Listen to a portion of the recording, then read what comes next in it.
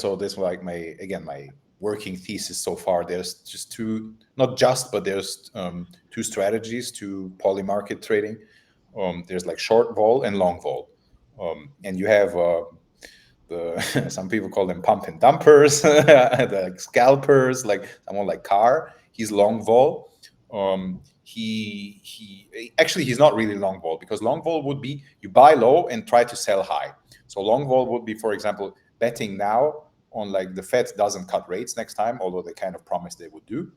And then you wait for some data to get like a narrative going that maybe the Fed won't cut, and then the market pumps, and then either you sell or you hold on to it. It depends on your strategy.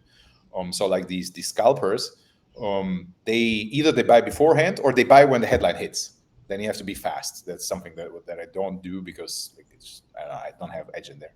But this is like long volatility basically. So when a headline hits, market pumps, and then either you sell or you hold on to. Like, again, it depends on your strategy. I don't do it, so for me it's kind of difficult to know where I want to sell there. I'm more short vol, so I like fade the narrative. So when Trump says, this is, for example, what's now happening with Hamas, I'm trying to do it there. I don't like Middle East markets, actually, so I'm just following profit there. I hope he's right. He's been right so far, so he better be right tomorrow again.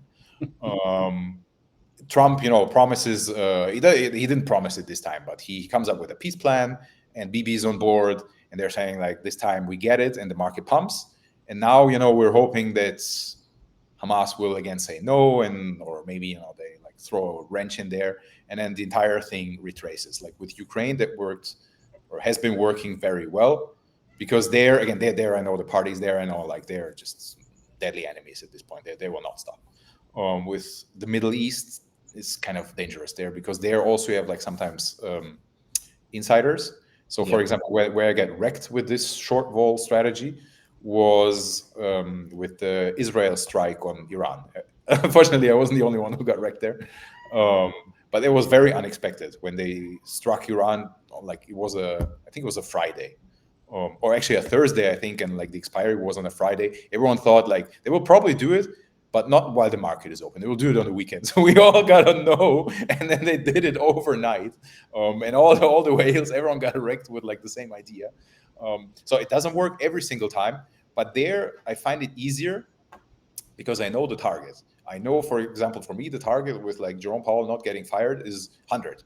Like he's like, I don't think Trump is going to fire him, at least not this year. So like I just, and there I kind of know how to trade. If it goes lower, I have some mental stops. I will not martingale it until like very zero, but I'm willing to add lower. So I find it easier to trade in this way. And in general, this just feeds into like an entire idea of favorites are like people like to bet more on underdogs than on favorites. So they like to see, like the potential big payout and bet on that. And then you need these people who sell them this insurance to and try to capitalize on that. And on prediction markets, it works, but it's not foolproof. Like you have to know to pick your spots.